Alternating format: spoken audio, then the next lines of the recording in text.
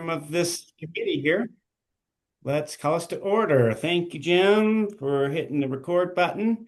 Welcome to the very first meeting of the uh, Economic Development and Tourism Committee.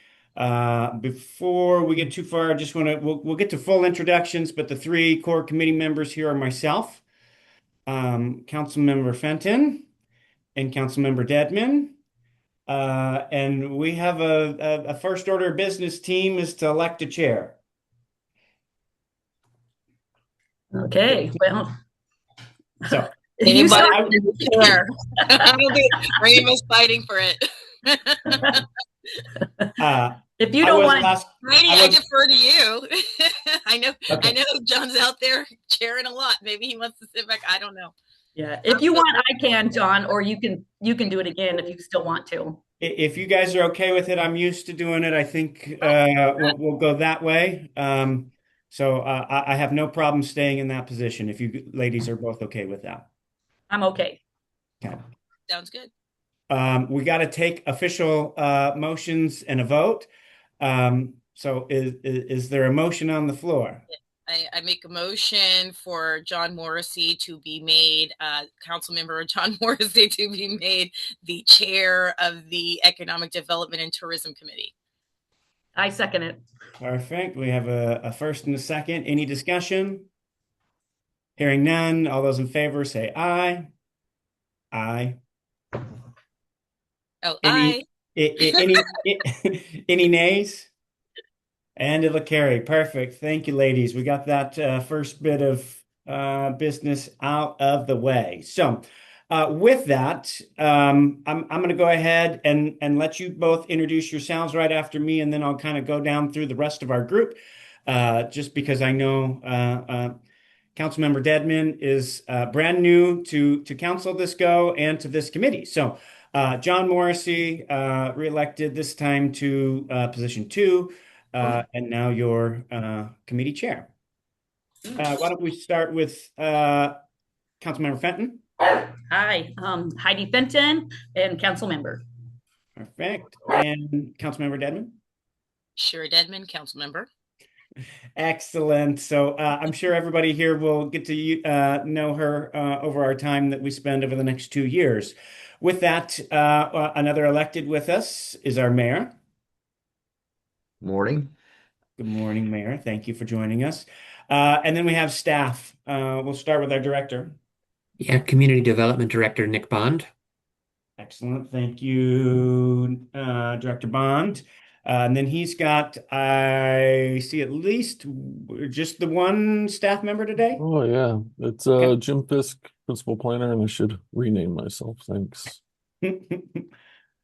Just making sure there wasn't another one on there, and that is it for staff. So I'm going to go down my list here.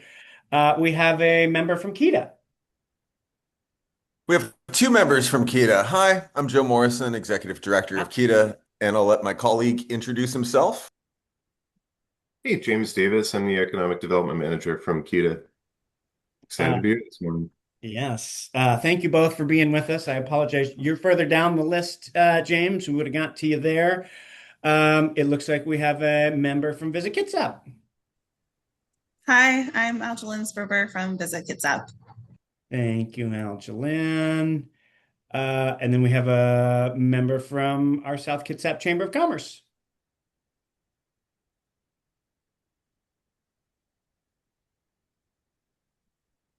I don't see her on here, but she's on. Oh, there she's unmuted. Go for it, Jacqueline.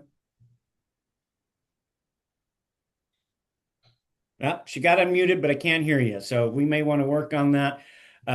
Jacqueline Williams is the, I'm not sure if it's executive director or CEO of the chamber there, but she serves as the head of our chamber here in South Kitsap. Additionally, we'd like to thank, it looks like the clerk's office is on here as well. I'm surprised that's Sarah. Good morning, Brandy. Good to see you, Miss Wallace. I'm just here in the background, just listening. Perfect. Thank you. And normally we would have our friends from the port as well. So, Yes. but they are not here this morning. So excellent. Other than before I turn this over to hear some discussions and some presentations, we'll just start by saying, go Hawks. So yeah, we had a good day yesterday for the whole state. So with that, I'm going to turn it over to our friends at Kita, who are going to give us a little rundown. And so they were in the packet. So I'll turn it over to Joe, and we'll hear a presentation about what Kita's been up to. Thanks. And the real star of this will be James Davis.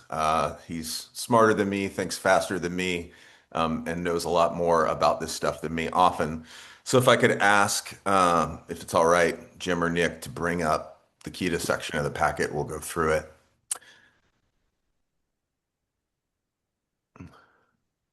Jim, do you want to share that one? He's on it. Thanks, Jim. Okay. So this looks like our operations report. And we'll just move into the next slide of it, if that works. And James can explain what some of these metrics are. So James, go right ahead, and I'll fill in, but you'll be mostly hearing from James this morning. Perfect. And yeah, you guys, I apologize if I've got a little bit of a lingering cough here too, so I apologize for that. So interestingly, there's three operation slides in that folder that I sent out. The Kita Q4 2025 report has the total numbers on it, but we can work through this one as well. So if you want to go ahead and so essentially what these numbers are, these are numbers that are tracked by the Washington State Department of Commerce and Kita, and they show activities, right? And each one of those community engagements is where we've engaged with a nonprofit or local public-private partnership or some other manner of collaboration in this community. And so, as you can see, we've been fairly busy up to the point of this specific operations report. We've helped 138 unique for-profit businesses within the quarter. And within our scope there, we've done 178 business retention and expansion activities. So what that means is that some of the businesses that come over and talk with us, they have a number of things going on, and we're working with them. So we've got 138 individuals that have come and talked with us, and we've performed 178 business retention and expansion activities. Export assistance is something that we normally catch up on in the next part of the year here, as well as with recruitment. We've had a busy last year, helping a lot of startups. We put on each of those trainings is an individual class that is put on by Kita. So, and specifically, a lot of them are put on through our Apex Accelerator. So if you want to hit next slide, then. Our Apex Accelerator runs on a different timeline than the Washington State Department of Commerce. So Apex Accelerator ends their reporting metrics in the April, or actually March, end of March 30th, 31st, 30th. At the end of March. Yeah. So they end their metric cycle then. We've hosted within Apex Accelerator, we've hosted 19 classes up to that point. The new clients, we've brought on 43 new clients over the course of the year. Typically, we aim to serve between 59 and 60. I can say in our next metrics that we are just about complete on the new clients requirement. Total counseling hours, 327 hours of counseling, and that's between our two part-time staff. And then we've counseled 107 clients over the course of this last year. Next.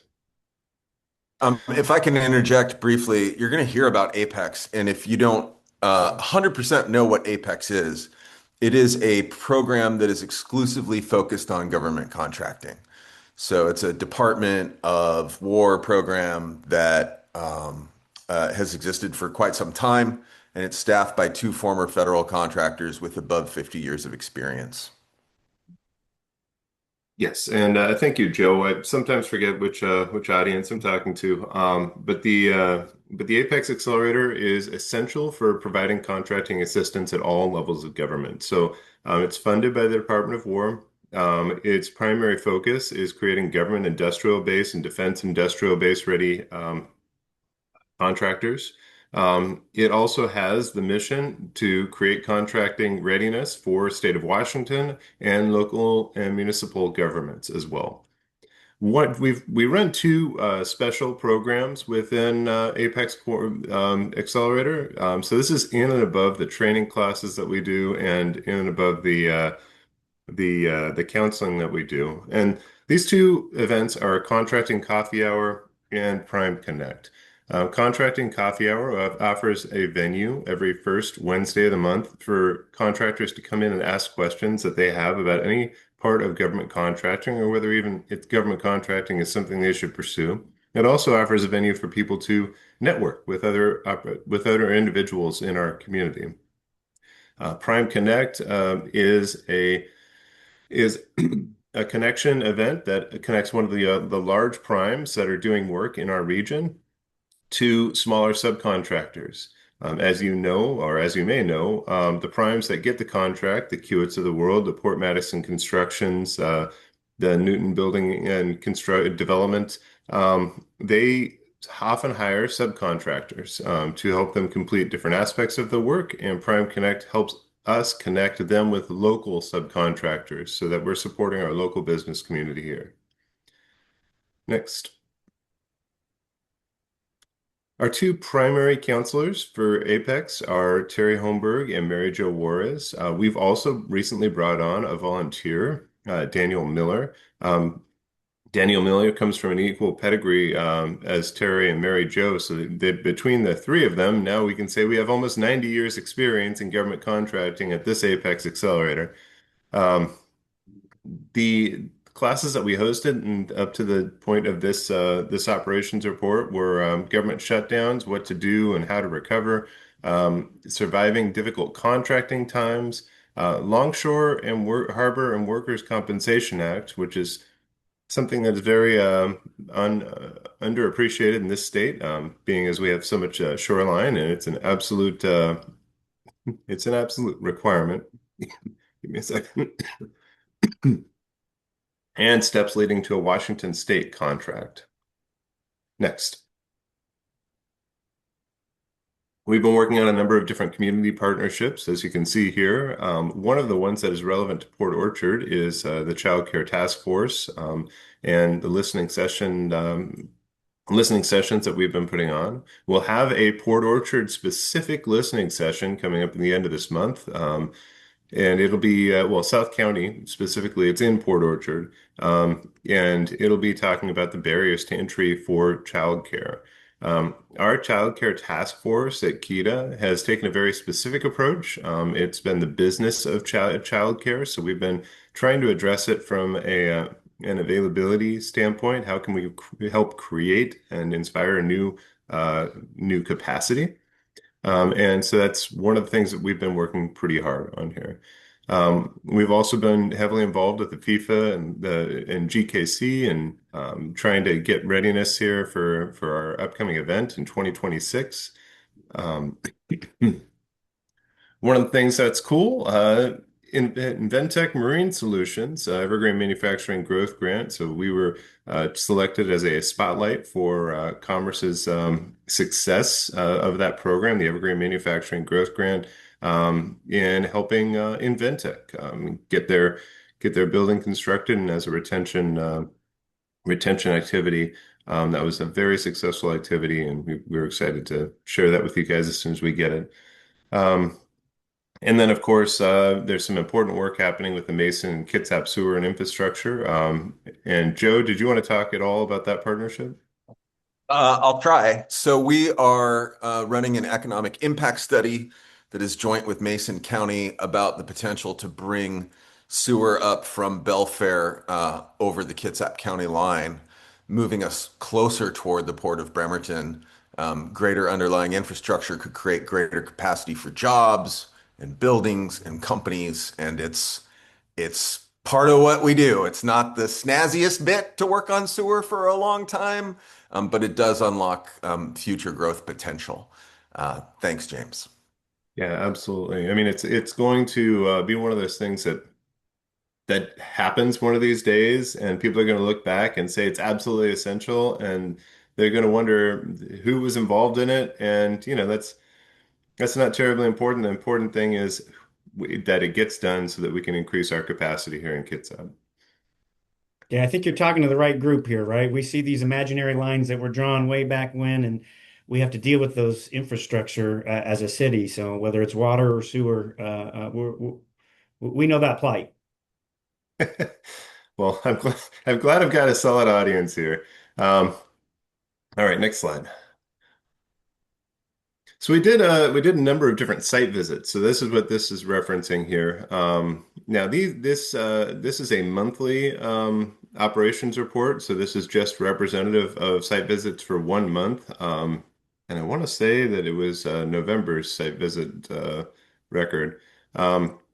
But we went to each of these individual businesses and talked to them about the different concerns that they've had, barriers that they're having to growth, and other barriers that they're having, like to workforce and so these activities are a little bit more in-depth business retention and expansion activities that address some of the more systemic problems in our region, or help to try to identify them anyway, right? That's part of what we do. Next. So this is where we get into Elizabeth's portion of the slide. I can kind of touch on some of this, and Joe can tackle some of the other of it. I'll give you a break, James, because I'm sure your voice could use a break. Thanks for stepping in while I know you're fighting through this cold. So let's just move on to the next slide. This is what one of our colleagues works on. She's taken over a lot of our reporting. And so one of the things she does is she puts together a quarterly employment report of some of the most in desire positions within our community. She also, I think it was third quarter bleeding into fourth quarter, worked to respond to an opportunity with the Navy with Olympic College related to really advanced manufacturing, and put together a proposal for that. So she's been working on a wide range of things. She also is involved in our efforts to team up with a lot of health professionals to increase talent recruitment for health professionals, and that's something we have our marketer on as well. I should note that James Davis has worked with the Kitsap Builders Association to put together and the Associated Building and Contractors to put together like a 10 class education cohort that is going to improve opportunities for contractors to just do better at business, do better at accounting, do better at marketing, and of course, do better at things like government contracting. So thanks to James for that. Let's move through to the next slide. Some of the research that Elizabeth does includes cost of living data, includes questions on economic impacts of recreation. She also is writing an economic impact analysis. It's our first time doing an in-house economic impact analysis, and we've teamed up on that for a North Kitsap project. Let's move through that. And then she's involved in a wide range of our outreach. We can move through this too. You see the great Josh Johnson. I think you folks might, John was there. I think Heidi was there. Cheryl wasn't there, but I'm sure you're coming to stuff now. We held a thing over in Bremerton. I want to say it was October. It was the first FIFA event related to what this opportunity can offer our businesses. It was a good opportunity for Josh to talk about what might happen in Port Orchard with FIFA World Cup. And we are becoming a little more involved in that. It's, of course, the mainstay of groups like Visit Kitsap, but where Kita is we're working with Olympic College to do some education on how to become a rideshare driver, how to rent out your house on Airbnb. We're involved in that. And we're also involved in some business permitting stuff over in Bremerton. So great job by Josh Johnson talking about what Port Orchard might do related to FIFA World Cup. Let's move to the next slide. We do a lot of marketing. This is some of our stuff that's been online. We had a infrastructure bit all about the 900 miles of public fiber in our community. Let's move through that. We've talked a little bit about, KETA, if grants are available, we try to circulate that to the community. We helped that company on the left obtain a grant. That was a pretty big deal last year. And we continue to get our message out. Next slide, please. Our website performance, it's good. Let's move through that. I don't think we want to dive too deeply into the website. We held a December event too, which was our lunch with legislators talking about the upcoming legislative session. I think the folks at Port Orchard City know all too well that there are pressures on finances at the state legislature. So that was quite a bit of our discussion that we had December 18th. And we were honored that these folks joined us. And it was a good conversation after our board meeting. Let's move through that. The end of it. That might be it. Thanks, folks. Thanks, James. Appreciate you. Great job. Thanks, We're Joe. happy to take any questions you have. Oh, I wasn't gonna, I don't have a question. I just have one comment. I do know we had a robust discussion in Olympia with some of our legislators, and I just might loop in KETA. I know a big part of that conversation, because it was, I don't want to call it interdisciplinary, but we had multi-jurisdictional, I guess is the right word I'm looking for, all sitting at that table talking about connecting CTE and trades programs and making that more robust in our community. I think there's a huge opportunity through Olympic College, and we had a pretty good discussion, and there may be some additional follow-up conversations that maybe we should have out of that. So maybe that's a good one for you guys to join us on. Sounds perfect, and it's something that's in our plan to work on, so we would welcome the opportunity. Perfect. Hi, thank you for that wonderful presentation. Oh, am I supposed to ask you as a committee? Yeah, go for it. Go for it. We're pretty cash here. Yeah. Okay. I was looking for my little raised hand. Okay, got it. Well, thank you again for that wonderful presentation.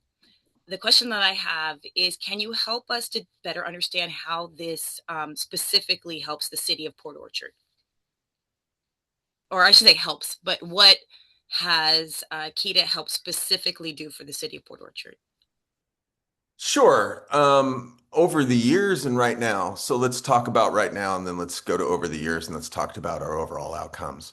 So, I think one of the most impactful things we've done over the years has been help the city of Port Orchard obtain congressionally directed funding to raise the Bay Street project. That was something I was directly involved in. And I do think that the revitalization of Port Orchard's downtown is probably number one on the list of things to do in terms of economic opportunity. And it's hard work. It's like our infrastructure work. It's hard work. It's slow moving, but it's absolutely critical to get results. Within the last year, one of the people on this call you saw was a presenter at one of our events. And I think it helps shape and generate momentum for Port Orchard's FIFA plans and what they intend to do to bring Josh into that conversation and put him in the driver's seat with the broader Kitsap community, because I think that the Kitsap community has been talking about it, but I think Port Orchard is figuring out where they're going to land. In terms of working with childcare and the upcoming listening session that James is holding, this is part of our larger work to improve opportunity throughout the county, right? And so when it comes to listening to Port Orchard childcare providers and what they find challenging in terms of providing childcare within the community, our hope is to produce a product that helps more people get into childcare so that we can have more childcare capacity within Port Orchard, and that more people in Port Orchard can go to work because their kids are being taken care of. And that's kind of one of the central theses of that work.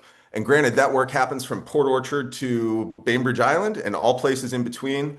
And that's really where we get to when we get to with KETA. When we work on improving capacity and infrastructure along the Highway 3 corridor, those are Port Orchard people that have some of those jobs that are driving up to the Port of Bremerton to work and to get those opportunities. And so Kita's role is to facilitate jobs and investment and grow wealth in our community. And those are some of the ways we do it.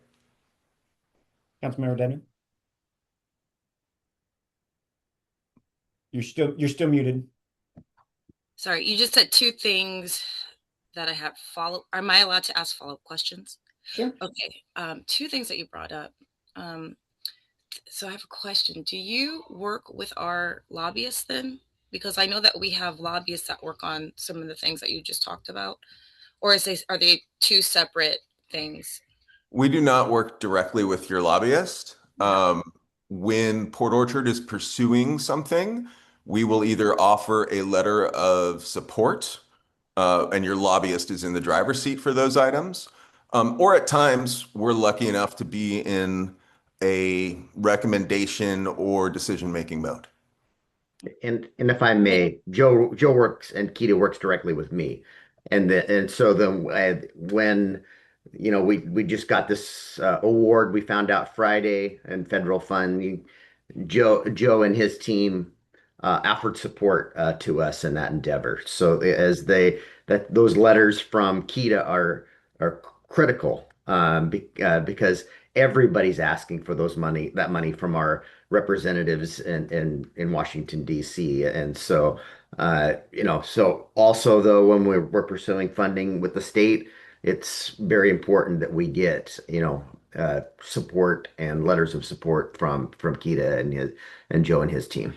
I'm going to add just another quick thing, Councilmember Dedman, because I don't know that Joe said it enough. I think they also add key value, and they're the purveyors of data when it comes to economic data. We don't have anyone really internally pulling that on that lever, and so when we need that, we lean on our partners over at Kita to provide the data behind when we need to make decisions.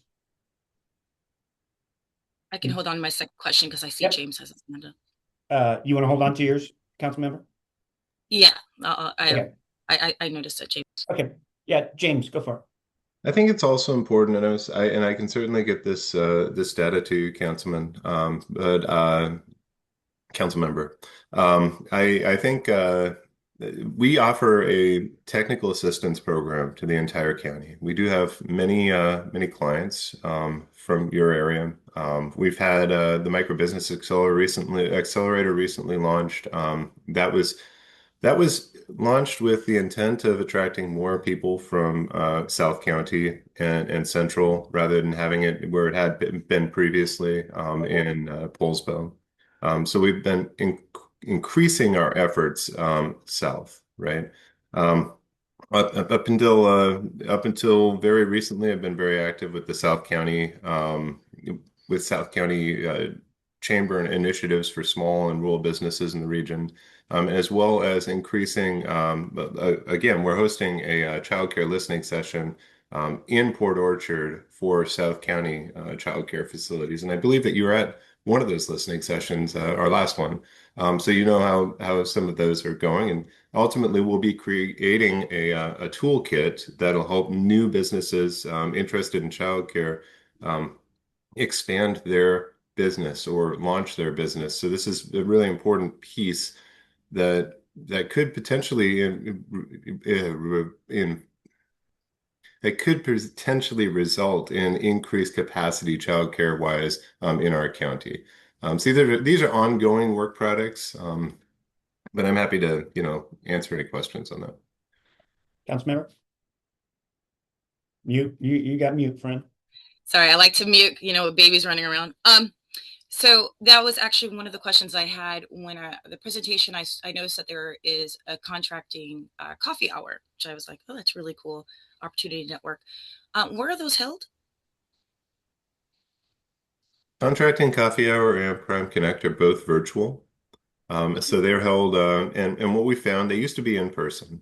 Before COVID, they were in person. What we found is that specifically with the contractors, it's easier for them to jump on for an hour and not have to drive out to a place and then drive back to whatever their work site is, because oftentimes we're having our contractors work in various places. They might be on Badenbridge Island and have to miss it, because it's in Bremerton, right? So the virtual aspect increases accessibility to our contractors. Okay. Any other questions for Keita? I had one other question. Go for it, Councilmember. Okay. You were mentioning, hi Josh, by the way, your name has been mentioned several times before you hopped on.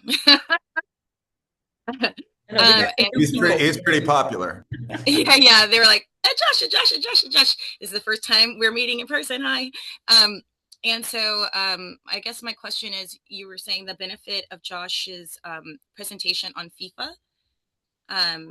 In what was the conference again? Can you explain that a little bit to me, and what was being presented about FIFA again? Yeah, absolutely. No problem at all. So different jurisdictions are taking different approaches to FIFA.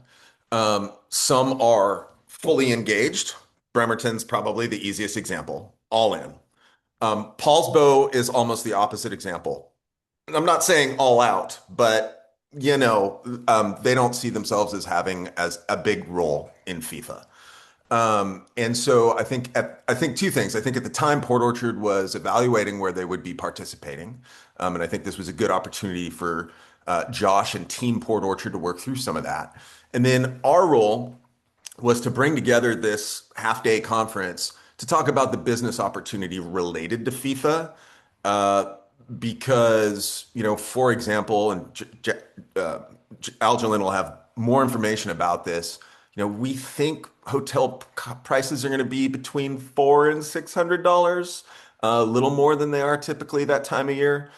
We have thousands of potential additional visitors coming to our community. They'll be driving into our community. And so Keita's role is to really say, hey, what can you do to get ready? And what can you do to start to position your small business to take advantage of this opportunity? So that's what that was about. And Josh got to present some of the concepts for Port Orchard.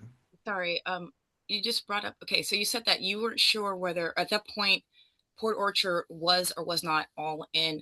So did that presentation take place over like a year ago? Because from what I'm aware, Port Orchard's been in this for at least a year that I've been seeing. So we've been in chats, but when did that presentation happen? December. It was in December. Yeah. Yeah. Okay. Sorry. October. We'll move on. October? Okay. Yeah.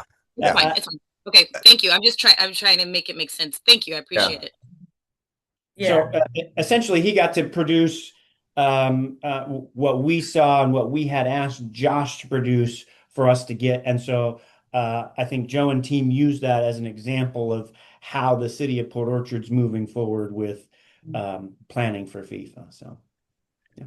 And John, if I could add, the council asked for actually a proposal. They put lodging tax money out available. Josh competed for those lodging tax funds last year. He prepared a body of work that was presented in December for what we can do to prepare us for the FIFA activity. Bremerton is the fan zone. We're just across the water from it, and I don't believe anybody's other than Bremerton has their big screen and their activities related to on the game days. Nobody that I'm aware of is planning new activities. What we're trying, our merchants and our event holders, and also in the other communities, is to take the events we do and make sure that they're the best that they can be, because we're not going to just have our folks here. We're going to have the opportunity to draw the fans and the visitors to our parades, our 4th of July festival, and all the other things that we do during the summertime for that 6-week period. So we're trying to put our best foot forward, and Josh kind of helped me with that, has helped me with that. Sarah and Sam and Gary Anderson, we've all been talking, and if there's time at the end, I can talk a little bit about some of the things that we're proposing to do to beautify downtown. Okay, thank you. Aljalyn. I just had a quick follow-up for Joe's comment about the hotels. So right now, most hotels are anticipating to, yes, be around the $400 per night range. There's only one hotel in Silverdale that has posted $900 a night for their suites. But most of the hotels are thinking that because they usually get booked up over the summer, they don't want to raise the prices too much. So that's where the hotels are standing. Perfect. Thank you. Okay. Any last discussion around our KEDA presentation? Hearing none, we'll move around to our downtown revitalization grant. So this is an ongoing this is I think we're still in the outreach mode, but I don't want to give too much away. Is this going to be Director Bond? Yeah, I can start. I just wanted to share with the committee that the city council had budgeted funds for downtown beautification, and we, Jim and I in my department, were asked to do some outreach to the property and business owners between Harrison and Frederick downtown. And we've sent a letter to all property owners and business owners, basically asking them, are they interested in grants, loans, or both as potential funding options to make exterior improvements to their building? We're asking them what types of improvements would they consider making if a grant or a loan were available, and then to try to gauge the best estimate of cost for the improvements that they might make to their business. And right now, we're just trying to figure out how much interest there is and how to design a grant or a loan program based on the amount of potential projects that would apply and how much funding is available, and sort of back into a maximum grant funding amount and try to generate interest in applying for those grants or loans. So Jim has been conducting that outreach and gathering feedback. We haven't had a ton of replies yet. We were asking for people to reply by the end of January, and I believe Jim this week is going to make some phone calls to people who haven't replied, trying to extract whether they have any interest in this program or not. And then that way we can report back to the mayor and the city council on the level of interest, so that we can make a recommendation on how to size a possible grant or loan program. Just, I also spoke to this on Thursday at the Merchants Breakfast, and I was hopeful that you were going to get some additional inquiries from that, because a few people talked to me about it that day.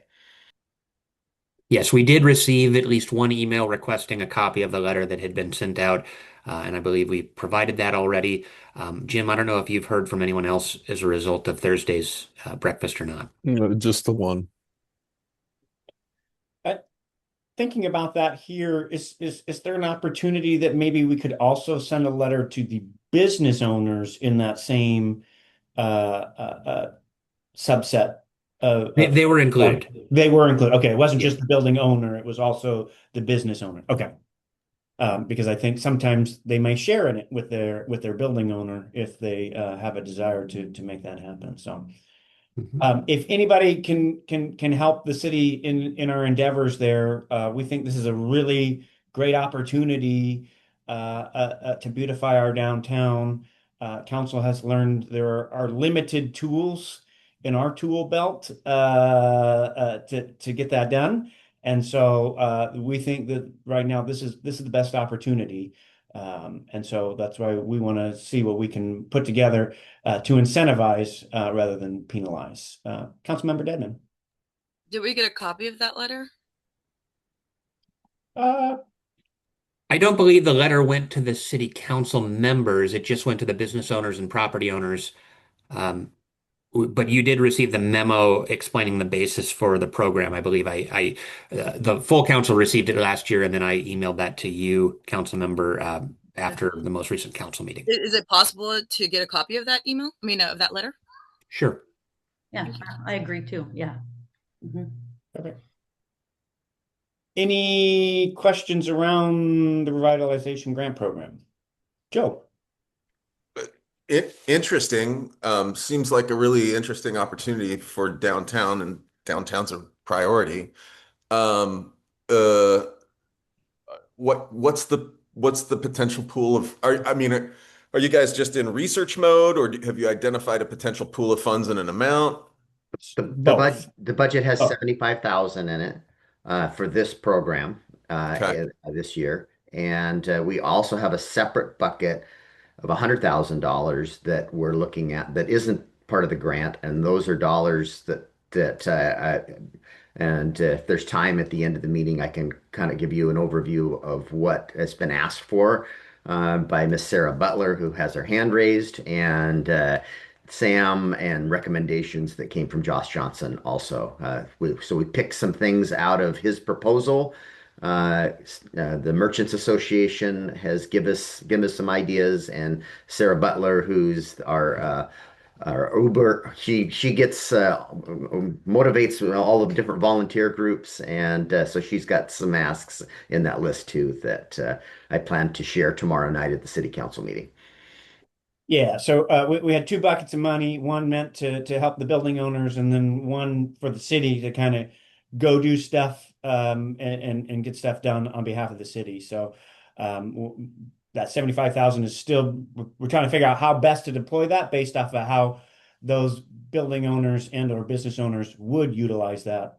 We want to design it so that they take full advantage. So Ms. Butler. One of the things I just wanted to share are there are actually a lot of local business and local businesses that want to participate and help out downtown. It's not just, I mean, the funds are directly centered on the business owners and the business buildings, but there are people that want to join in and help. And whether they're plumbing companies, whether they're painting companies, we definitely have a full board of support when it comes down to that process. Excellent. Excellent. So now it's just getting all of our resources together to figure out exactly how best to deploy. So excellent. Well, I'll reiterate that ask. If you can invigorate anybody to give their feedback to the city of Port Orchard. I know DCD and council is eager to get those dollars deployed. We'll see how it goes. Any other questions around revitalization grant program? Okay, hearing none, we'll move on to our last discussion item, pre-application meetings. I don't have anything exciting to report this month. Jim, I don't remember what the last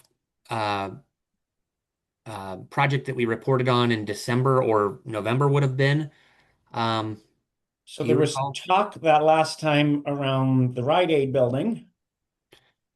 Yeah, I'm just opening the folder here. Sorry, I should have had this pulled up already.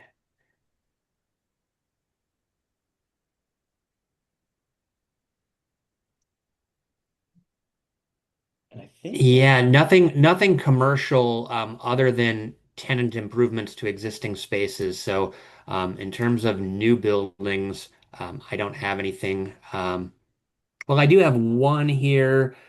The Shell station at the corner of Sedgwick and Bethel. We had a pre-application meeting they're going to demolish the drive-through coffee stand, and we're looking at putting in a drive-through oil change business.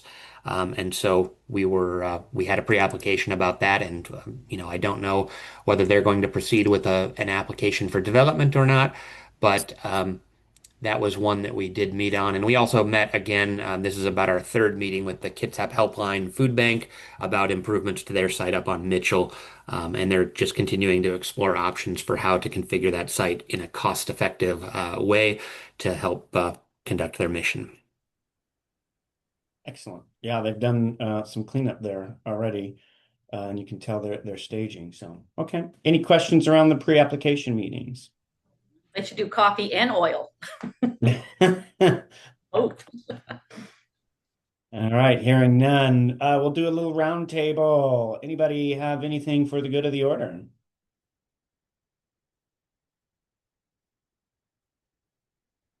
Okay, Aljalyn?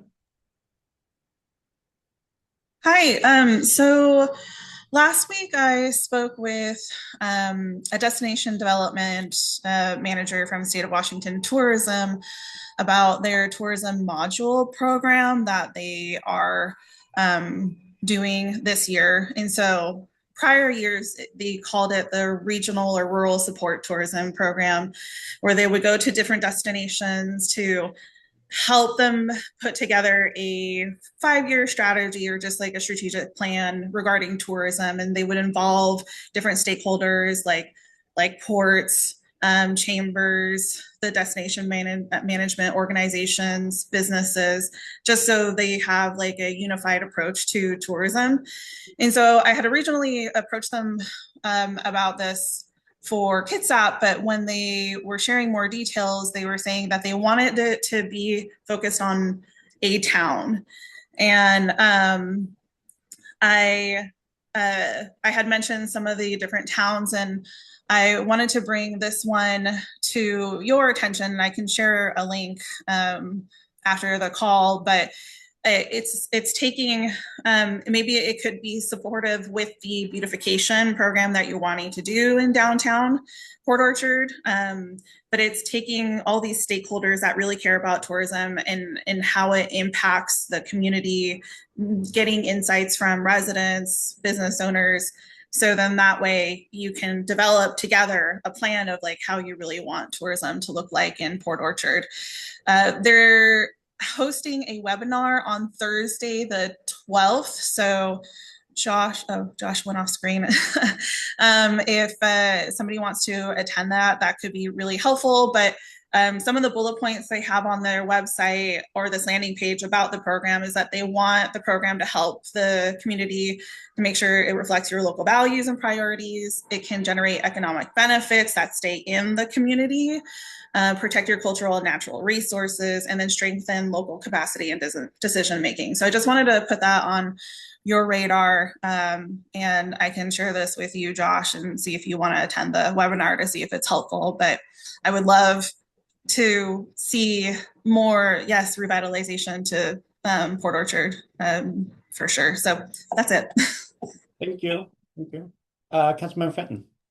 Yes. Well, when you were when Keita was doing the presentation, I also the foot ferry came up and how you guys, I'm not really sure exactly how you guys Keita works with our local foot ferries, but there's one, and it's been dear to my heart. And since you're on here on the board of Kitsap Transit, Mayor, because our Annapolis, and it's in city limits, and it's all about two with FIFA, and it's been closed for over 3.5 years. It almost might be only going on 4, and I don't get anywhere, and I feel like the transparency too of why the foot ferry, it's owned by the taxpayers, and I know it was fishermen made a mess, but it's not even open it should be open at least from dusk till dawn, and it's beautiful, and I don't know why it's just shut all day long. And so do you have even when I talk to John Clausen, I don't really get that much. Is it ever going to be open again, Mr. Mayor? Well, the ferry, the pier is always open. The float, yes, where I know. where the ferry operates from is only open when ferry service is operating. No different than the float in Kingston that they operate, or Bremerton, or downtown Port Orchard. It's for operating ferry service. Washington State Ferries doesn't allow you to walk out on their floats and piers, either. So, I don't believe that there's any intent to open the float for fishing use or recreational use, because its purpose is to operate the ferry service. If you look it up, it's for recreation. It's for the community. The community pays for it. That dock is substantial. It's going to waste, and it's a shame. And it's been open this whole time until John Clausen closed it, and it was because of fishermen made a mess. They already have surveillance cameras that the taxpayers paid on that dock. It should be open from at least morning till, like a park. And so I guess I don't understand it. Neither does anybody else when it really comes to their attention. and it's just a waste of a dock. So I'm just bringing that up for good of the order, that maybe, hopefully soon, that the community, the taxpayers, will get that dock again. Thank you, Councilmember Fenton. Yeah, thank you. Anything else for good of the order? Would you care to hear the Yeah, we proposal? got a few minutes, Mayor. Go for it. Yeah, I'm gonna share them tomorrow night, and then I think another big good of the order. I shared an email Friday with council members that Senator Cantwell informed me that, or her office did anyway, her staff, that we were successful in obtaining $3.5 million for the Bay Street funding from her office. There's got a little bit. So we have two things. We don't know what the rules and what we can spend it on yet, and we're working quickly to figure that out. Staff is. The other, we've got, now this is counting the original $1 million Derek Kilmer provided. This is an $11 million project, and we have $8 million in other people's money, which the public, which we all love, except for the finance department, who has to manage all of these sources that have different rules. And so some sources allow you to pay for pipes in the ground, others don't. So two things we need to confirm before we come to the council to accept these dollars. One, one of our awards came last year from the legislature. And what are those spend down requirements? What is the deadline to spend those dollars? We don't want those dollars to go away. And the other aspect of it is just what I spoke to earlier. We've got another award for $2.5 million in federal money that came from Kitsap Regional Coordinating Council. And it only allows us, that particular pot of federal dollars only allows us to spend it on the road itself and stormwater. And there's much more to this project than that. There's sidewalks, there's sewer lines, there's water lines. So we need to know on this $3.5 million award, what are eligible expenses for it. And we just found out Friday we got the award. Our agent, as always, is WashDOT Local Programs, and they're our agent on those dollars. So we've already reached out to them and haven't heard back yet. So a lot more to come. So if we're able to use these funds, which I'm very hopeful that we are, we will delay the construction by 1 year of the roadway. So 1 year from now, we'll be under construction. We'll go to bid in November-ish of this year and start construction right after the first of the year. So that's really exciting news. That's a big win, Mayor, and I just want to thank you again. I know it was my personal pet peeve that we were possibly looking to move forward without those dollars. That means we're leaving $3.5 million in some of the funds that we collect that we can use on other projects. So this is a huge win for the city. So thank you for sticking with it, Mayor. Even when it felt hopeless and I kept pushing you, I guess good things happen to a good city like us. Yeah, and it really was. The problem was it was almost a year ago that we were selected for this project, but we needed the federal government to pass a federal budget, and the continuing resolutions didn't fill, the proper buckets for us to get our award, and that finally happened here over the last week or so. So yes, we always wanted the money; it just needed to become reality.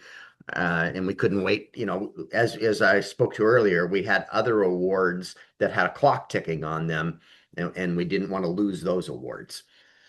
So moving on to, so Josh Johnson gave us a presentation in November with some ideas. Sarah Butler gave me a laundry, I called it Sarah's Christmas wish list. So we've got some items off of Sarah's list. Had some meetings with the merchant group and their board. And so right now we're pretty well got all of these dollars programmed. I don't have all of the prices, and I'm going to share this with the full city council tomorrow night in my mayor's report. So one of the ideas came from Josh. Is everybody was agreeing that we need more places for people to sit on our waterfront. And we've got a new observation deck. We've got some pads down there on the grass that aren't being utilized to their fullest extent, that we can get more furniture on those pads. We've got a proposal for about $50,000 for new furniture for downtown. Sam is working up a proposal that I'm supposed to get today or tomorrow for maybe some of that furniture to be wood furniture would be more preferential to would be their preference. So don't have that yet, and that could bring that number down a little bit. We've got the touching up the mural on the library. We got a contract back for a new mural on Friday. And we're going to go to the Port of Bremerton meeting here on the 24th, later in this month, to get formal permission to paint the wall that happens to be on the port's property. But Gary assures me there's no problem at all with that. This is just a formality. And there's some things we're working on jointly with the port, like these little flag type banners that would go on our light poles downtown, and also the same banner or something similar going on the Port of Bremerton's light fixtures on the waterfront. Josh is going to be working on that design for those banners, and then the port said they would kick in some money to buy the banners for their light poles. There could be a possibility that we put some hanging baskets every other pole, the flags and the hanging baskets. I know Councilmember Fenton was very passionate about that, and we've got an additional staff member and some equipment that we didn't have before. So that's with these dollars, that it provides an opportunity there. We've got a wayfinding map that's at the tip of the ferry dock on that pole pedestal there. That map's out of date, and Josh is gonna work to update that map, and we're probably gonna do something with more of a QR code. That technology wasn't as prevalent when that was created as it is today. We need a sign for the new restroom. We need a bike rack down by the Marina pump station. Let's see here. Public Works is going to get all the sidewalks pressure washed before Mosquito Fleet days, which is May 16th. Something that was pointed out, we've got all those decorative lights on the telephone poles downtown. And whenever the light bulb burns out, Public Works goes and changes it. Well, they didn't get, over the years, different people have bought in different tone of light, different bright. So they aren't uniform. So we're gonna have Public Works go in and change, relamp, just put new light bulbs in all of them, and so that they match. So it has a uniform appearance. Sarah's got some volunteers to repaint the marquee. We're proposing that we buy the paint for the volunteers to do that. She also has an idea to change the color. And I said, well, get me that color swatch and we'll talk to the city council about that. So for sure we're buying some paint, and maybe it's a different color. I don't know.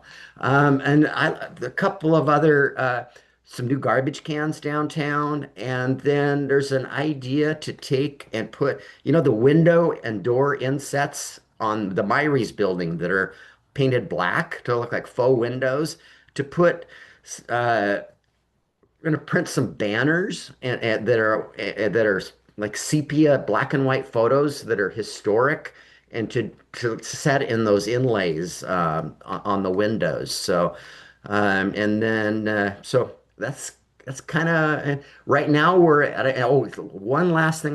We don't have all the pricing on this yet, which will probably take up the last of these dollars. Josh is working on, there was a scavenger hunt idea that the merchants want to do with little steel cut sea creatures that would be placed along the waterfront, and there would be a pass book that the merchants have to go find, for people that visiting to go find all the different sea creatures on the waterfront. You see an example of it at the base of the bridge at Blackjack Creek at Etta Turner Park of a blue heron. And so Josh is working with a local artist to get the artwork done for all the sea creatures. Once we have that, then we've got to find somebody with a CNC machine to cut those out of steel, and Public Works will install them. So lots of great ideas out there, and we're moving as fast as we can. Believe it or not, we need to get those benches ordered in the next couple of weeks because they've got such a long lead time, and the garbage cans too. So we're moving as fast as we can to make sure that we get downtown beautified ahead of the first of the World Cup matches. Thank you, Mayor. Any questions for the mayor?